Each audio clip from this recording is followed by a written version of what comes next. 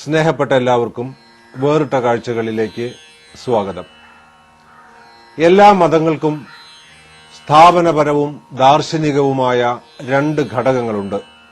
ആദ്യത്തേത് അധികാരോന്മുഖവും യാഥാസ്ഥിതികവുമായ ഭോഗോത്സവങ്ങളുടെ ഒരു വ്യവസ്ഥയാകുന്നു. രണ്ടാമത്തേതാവട്ടെ മനുഷ്യവിമോചനത്തെ ലക്ഷ്യമാക്കുന്ന പരിത്യാഗത്തിന്റെയും ആത്മബലിയുടേതുമായ മൂല്യങ്ങളിൽ അധിഷ്ഠിതമായതും. ക്രിസ്തീയ സഭയുടെ ചരിത്രം എന്നും ഈ രണ്ടു ഘടകങ്ങളുടെയും അസമമായ ചേരുവയുടേതായിത്തീർന്നിട്ടുണ്ട്. 4-ാം നൂറ്റാണ്ടിൽ റോമാ സാമ്രാജ്യത്തിന്റെ ഔദ്യോഗിക മതമായി അംഗീകരിക്കപ്പെട്ടതു മുതൽ പശ്ചിമേഷ്യയെയും യൂറോപ്പിനെയും പിൽക്കാലത്ത് ലോകത്തെ മുഴുവനും നിയന്ത്രിച്ച അധീശ ശക്തികൾക്ക് പള്ളിമതം കാവൽ നിന്നു. മറുവശത്ത് ക്രിസ്തുവിൽ നിന്ന് ആരംഭിക്കുന്ന അധികാര നിഷേധത്തിന്റെയും പതിതരോടുള്ള സ്നേഹകാരുണ്യത്തിന്റെയും ജനോന്മുഖമായ അന്വേഷണ യാത്രകളുടേതും ആയ ഒരു ധ്യാന പാരമ്പര്യം ക്രിസ്തീയതയിൽ പുലർന്നു വന്നിട്ടുണ്ട്. ഗ്രീക്ക് ഹെർമറ്റിസവും സൂഫി ലോകബോധവും വിവിധ ഇന്ത്യൻ സന്യാസധാരകളുമാണ് ഈ പാരമ്പര്യത്തെ രൂപപ്പെടുത്തിയ മൌലിക ധാതുക്കൾ.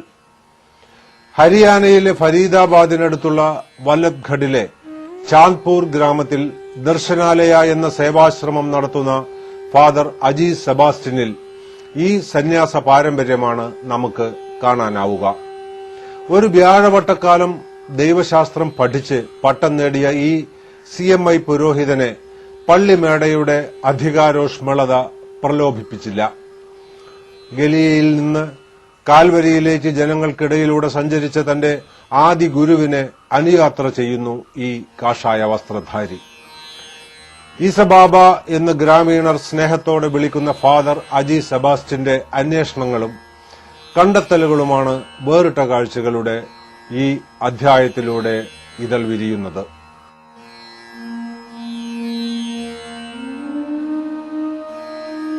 ഞാനിവിടെ വന്നിട്ട് ഇപ്പം 4 വർഷമാണ്.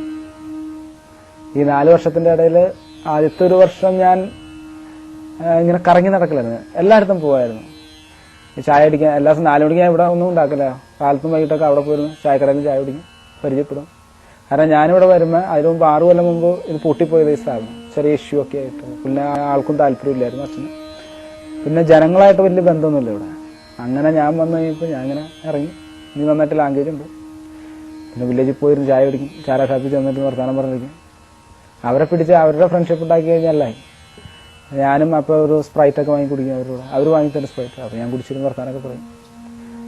പിന്നെ അങ്ങനെയുള്ള അമ്പലങ്ങളിൽ പോകും, മുസ്ലിംസിന്റെ അടുത്ത് പോകും, എല്ലായിടത്തും പോയായിരുന്നു. അങ്ങനെ പോയി ആദ്യത്തെ ഒരു വർഷം ഞാൻ യാത്രയായിരുന്നു. അത് കഴിഞ്ഞിട്ട് ഇങ്ങോട്ടുള്ള യാത്രയായിരുന്നു. പിന്നെ ഞാൻ ചെറുപ്പം തുടങ്ങി എന്താ പറയുക, ഈ ഇന്ത്യൻ ക്രിസ്ത്യൻ സന്യാസം, ഇന്ത്യൻ കോൺസെപ്റ്റ് എൻ്റെ തലയിൽ. പണ്ട് ഞാൻ കാലടിയിൽ, എൻ്റെ വീട് അങ്കമാലിലാണ്. അപ്പോൾ കാലടിയിലായിരുന്ന കാലത്ത് ഈ സ്വാമിമാര് ഋഷികേശ് എന്നൊക്കെ വരും. അപ്പോൾ അവരൊക്കെ ഈ കാവ്യം എടുത്തു വരുന്നതിൽ അപ്പോൾ എനിക്ക് വലിയ സ്വപ്നങ്ങളായിരുന്നു ഇതുപോലൊരു സ്വാമി എന്നുള്ളത്. പിന്നെ കത്തോലിക്ക സഭയിൽ ആകെയുള്ള ഓപ്ഷൻ എന്ന് പറയുന്നത് അച്ഛനാവുക. സന്യാസിക്ക് മതമില്ല, ബിയോണ്ട് ദ റിലീജിയനാണ് സന്യാസി എന്ന് പറയുന്നത്.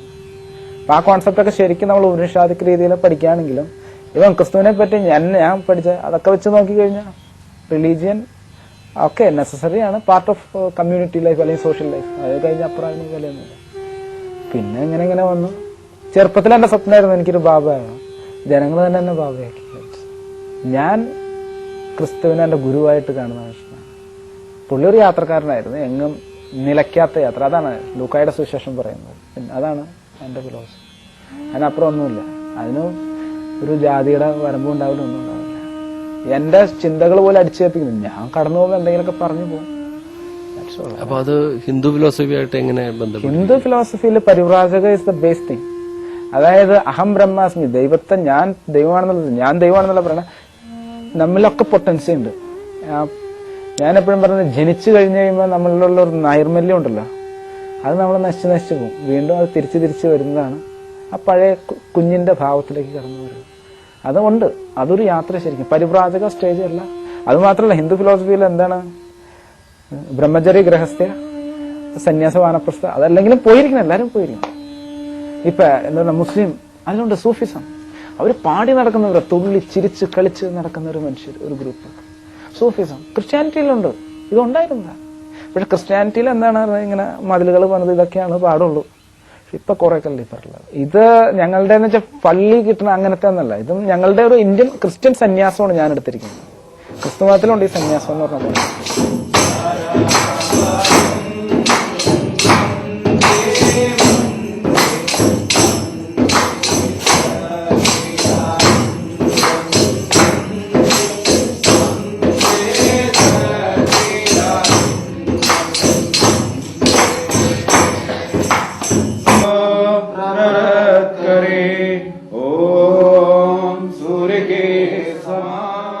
ഉപനിഷാദിക്കായിട്ടുള്ള പ്രാർത്ഥനകളാണ്.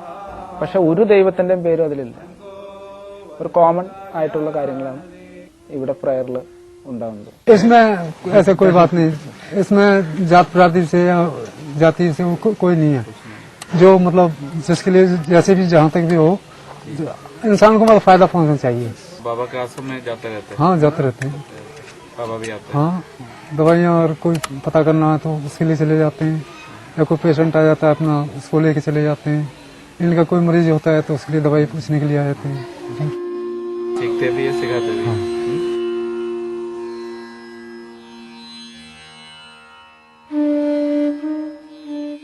ഒരു ചികിത്സകൻ എന്ന നിലയിലാണ് ഈസബാബ ഫരീദാബാദിനു ചുറ്റുമുള്ള ഗ്രാമാന്തരങ്ങളിൽ പ്രശസ്തനാവുന്നത്. വാർധയിൽ തത്വശാസ്ത്ര വിദ്യാർത്ഥിയായിരിക്കെ ഗ്രാമീണർക്കിടയിൽ